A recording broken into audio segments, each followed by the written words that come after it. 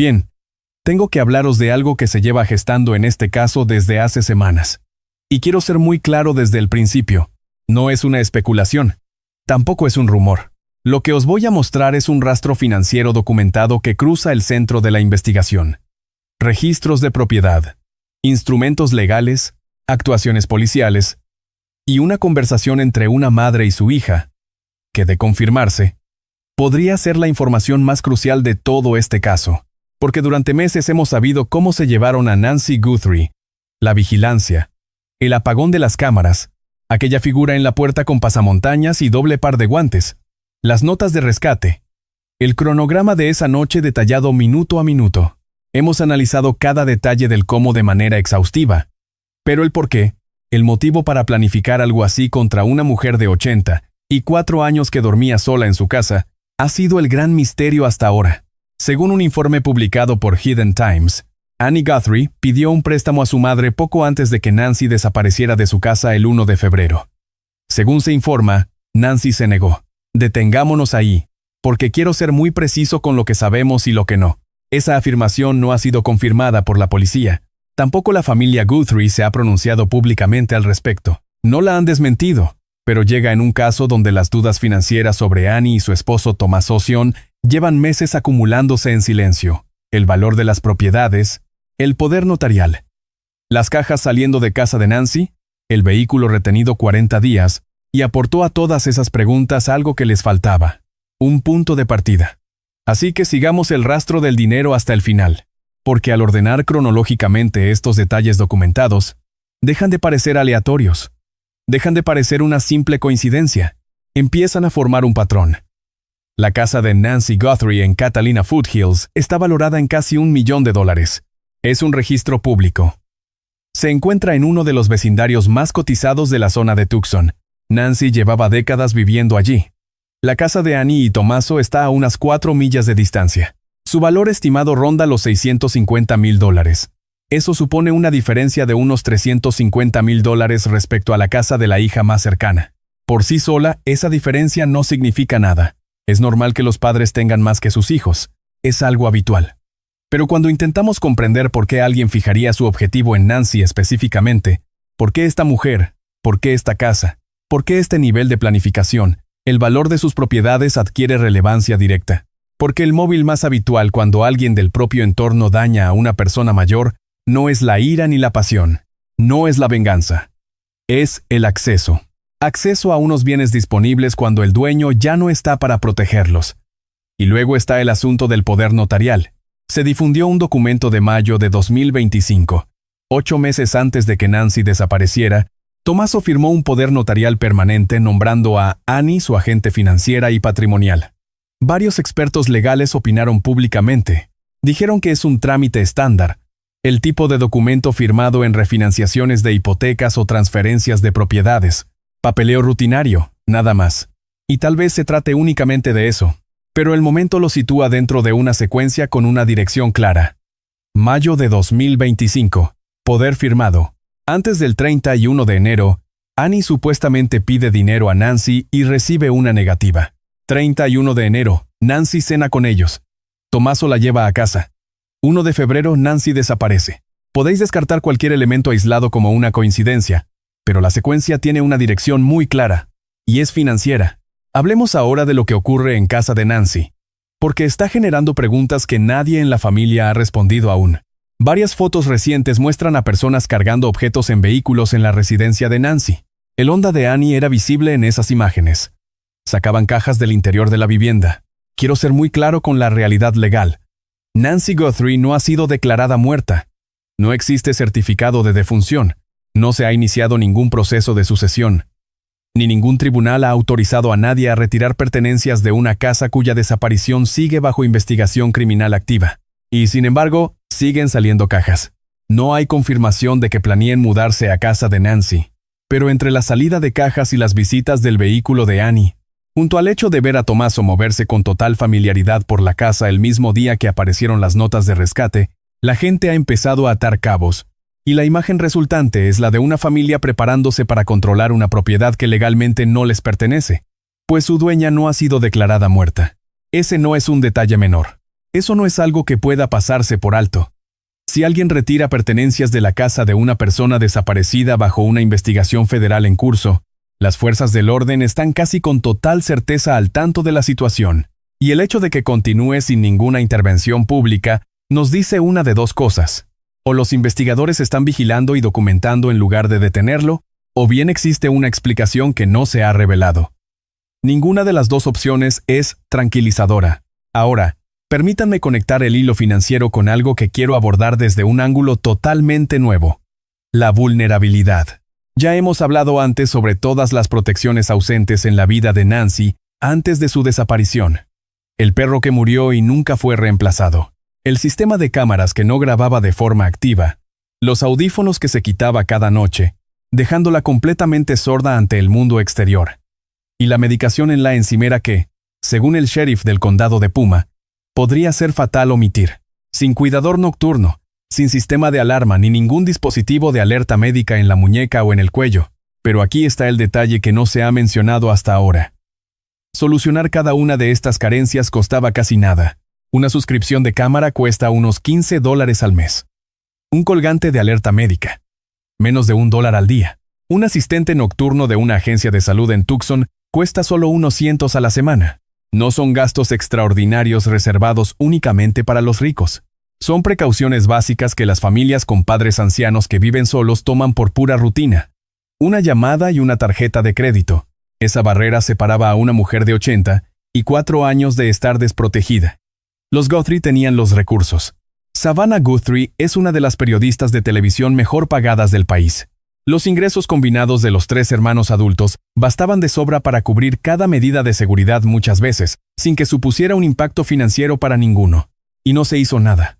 Dejaron a Nancy en una casa de $1 millón sin cámaras operativas, sin sistema de monitoreo, sin ayuda nocturna y sin forma de pedir auxilio cuando se quitaba los audífonos para dormir.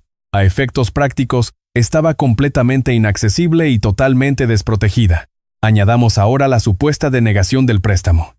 Si Annie necesitaba pedir dinero a su madre de 84 años y ésta se negó, la pregunta de por qué nadie invirtió en la seguridad básica de Nancy adquiere una dimensión completamente distinta. Ya no es un simple descuido.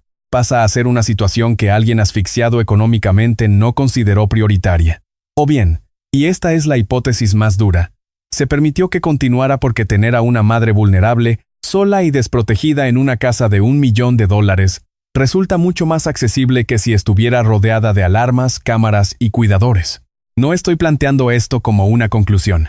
Expongo la lógica que sugieren las pruebas financieras, la misma lógica que los investigadores experimentados aplican cuando se topan con estos factores en casos con víctimas de avanzada edad. Repasemos una vez más la noche del 31 de enero, pero esta vez bajo el prisma del dinero y el acceso. A las 5:32 de la tarde, Nancy solicitó un Uber desde su casa. El conductor la recogió y la llevó a cenar a casa de Annie y Tommaso. Ese trayecto está plenamente documentado.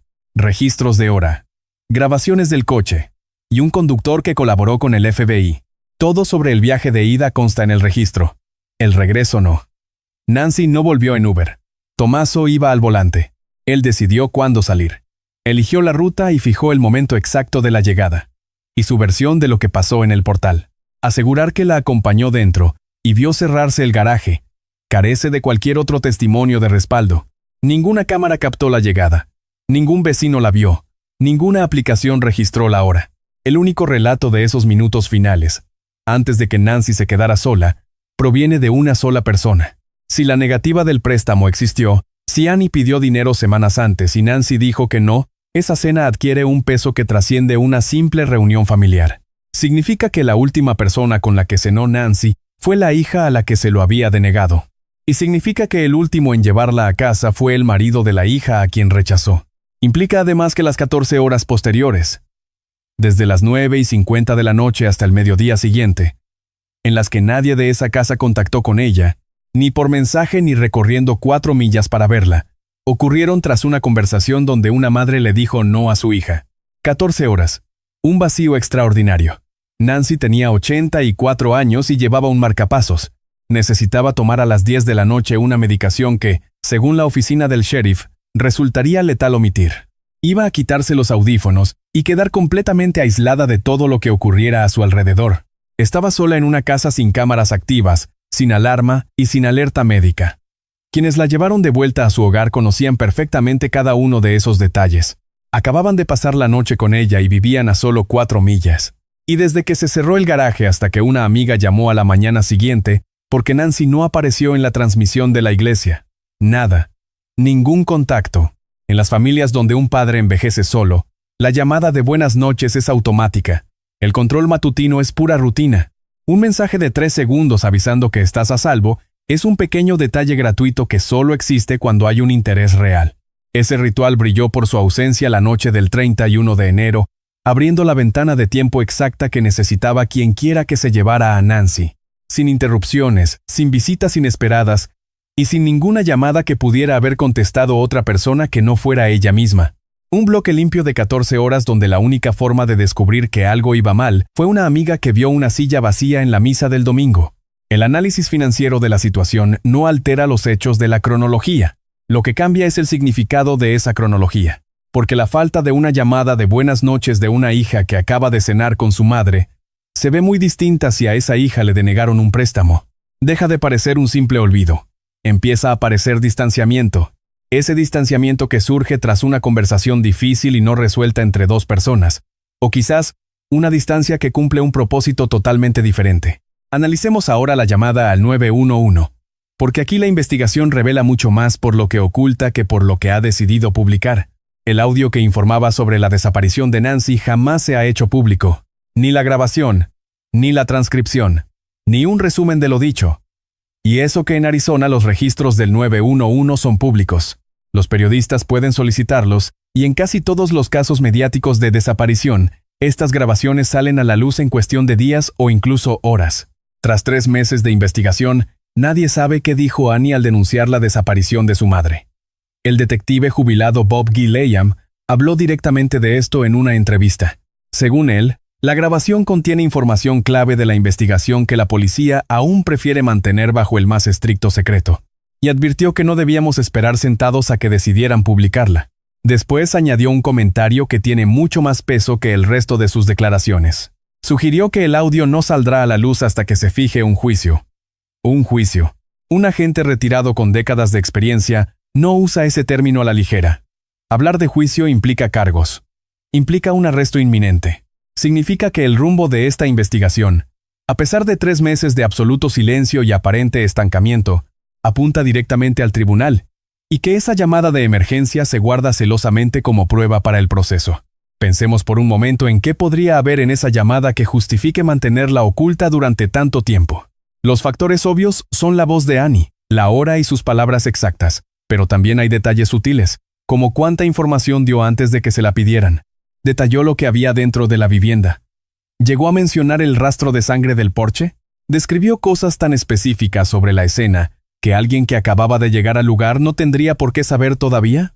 Y luego está ese vacío de 7 minutos. Llegaron a la casa de Nancy a las 11:56.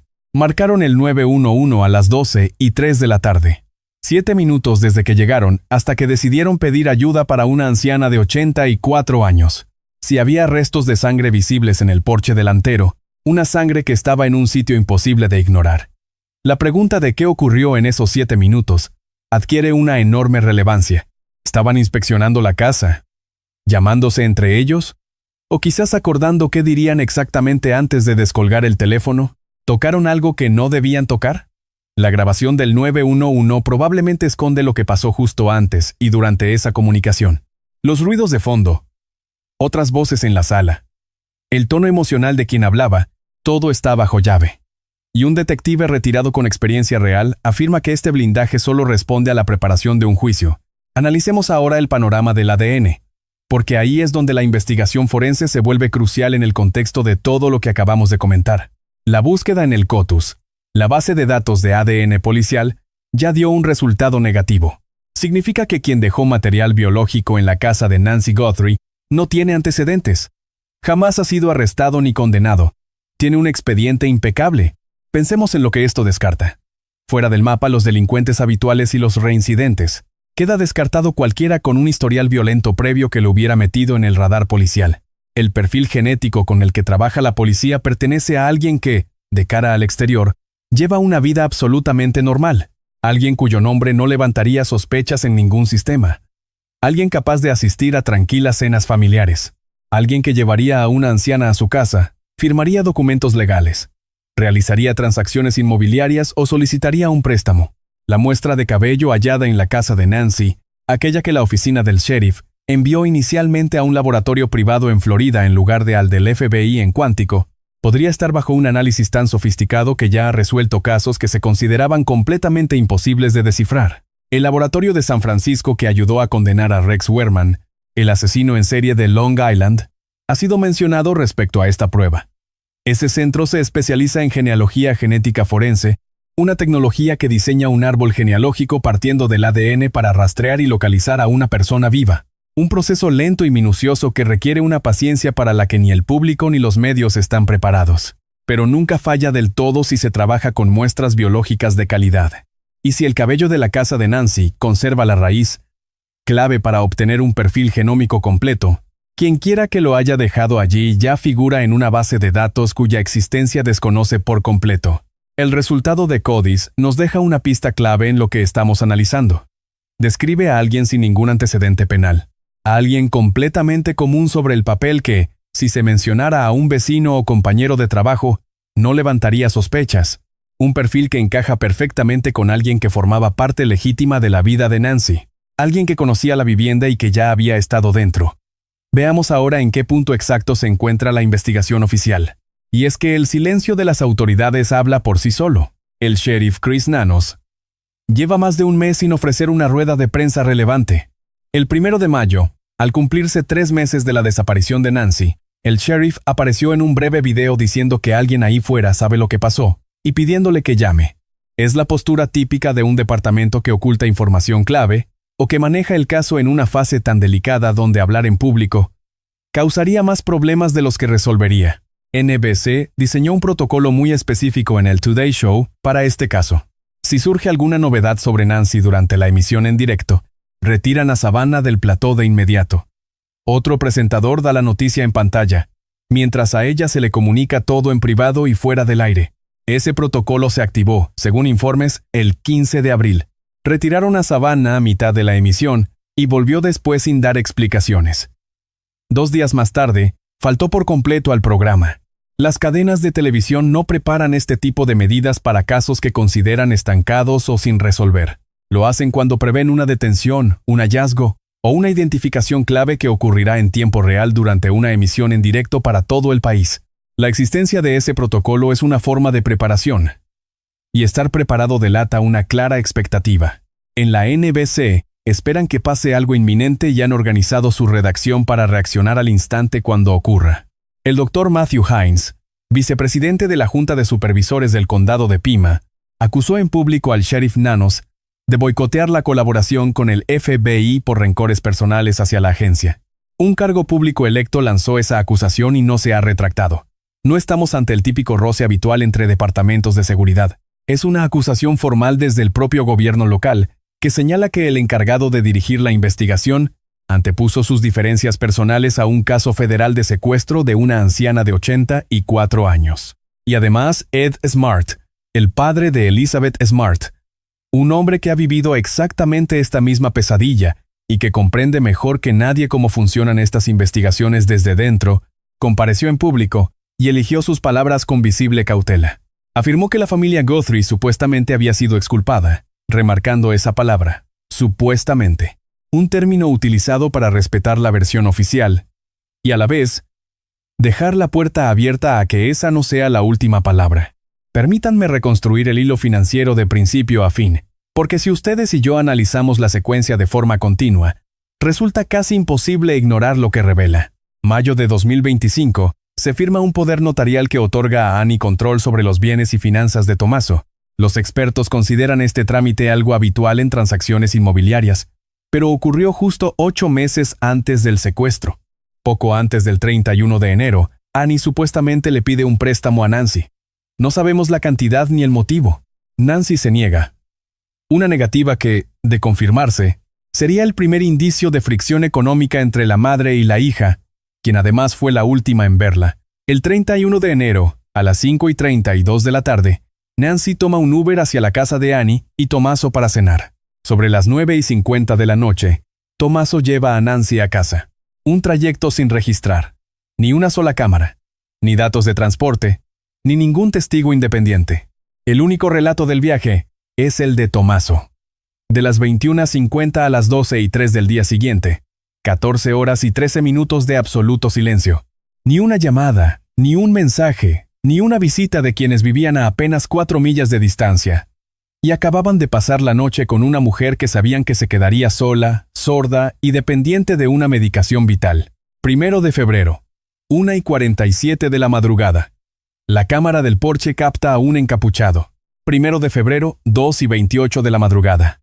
El marcapasos de Nancy se desconecta de su móvil. La han alejado del alcance del Bluetooth de la mesilla donde quedó su teléfono. 1 de febrero, mediodía y 3. Alguien llama al 911. La policía mantiene la grabación bajo secreto. Un detective jubilado con décadas de experiencia me asegura que contiene pruebas clave de cara al juicio. Entre febrero y marzo, la policía incauta el coche de Annie y lo retiene durante más de 40 días para realizar análisis forenses. 40 días no es un plazo habitual para analizar el vehículo de alguien libre de toda sospecha pública. Ese es el tiempo necesario cuando se buscan restos biológicos específicos o pruebas, traza muy concretas. En abril surgen fotos de personas sacando pertenencias de la casa de Nancy. El coche de Annie está allí. Y a Nancy todavía no la han declarado muerta. Ningún proceso legal autoriza a vaciar esa casa. En mayo, los rumores apuntan a que alguien pretende mudarse a la residencia de Nancy. Es una pregunta que circula sin que la familia dé respuesta. Ese es el hilo conductor que recorre cada fase de este caso. Desde el poder notarial y el préstamo rechazado hasta la última cena, y ese viaje de vuelta sin registrar, pasando por el silencio de 14 horas, la llamada secreta de emergencias, el coche retenido 40 días y el vaciado de una casa cuya dueña sigue en paradero desconocido. Cada uno de estos hechos podría tener una explicación inocente. Quiero dejar esto claro desde el principio. Un poder notarial puede ser un simple trámite rutinario. Y una cena. Solo una cena. Llevar a alguien a casa puede ser pura cortesía. No llamar por teléfono, un simple despiste. Y mudar unas cajas, una medida razonable de conservación. Analizado por separado, cada detalle parece carecer de importancia por sí mismo. Pero esto es lo que he aprendido investigando este caso. Si para creer en la inocencia debes ignorar lo que pasó antes y lo que pasó después, la teoría se tambalea. Si para aceptar cada hecho aislado tienes que fingir que la secuencia completa no existe, las versiones inocentes dejan de ser las más probables. Y se convierten precisamente en las más difíciles de creer. No acuso de nada a Annie Guthrie ni a Tommaso Sion. Mi trabajo consiste únicamente en seguir el rastro de las pruebas, y estas pruebas dibujan un camino financiero que empieza con una hija pidiendo dinero a su madre y termina con cajas saliendo de un chalet de $1 millón antes de que la justicia la declare muerta. La búsqueda en Cota no dio ningún resultado. El ADN pertenece a alguien sin antecedentes penales, alguien corriente y común, alguien con una vida normal que tal vez estuvo antes en esa casa y se sentó a cenar a esa mesa. La llamada al 911 sigue bajo secreto de sumario. Un detective retirado me confirma que no se filtrará nada hasta que se fije la fecha del juicio. El juicio, hacia ahí nos dirigimos, y cuando ese momento llegue, la conversación que lo inició todo, una madre, una hija, una petición de dinero y un no por respuesta, podrían convertirse en la clave de toda esta investigación. Si tienes datos sobre la desaparición de Nancy Guthrie, llama al 520-351-4900. También puedes acudir directamente al FBI. La recompensa sigue siendo de $1.200.000. No te vayas lejos, nos vemos pronto.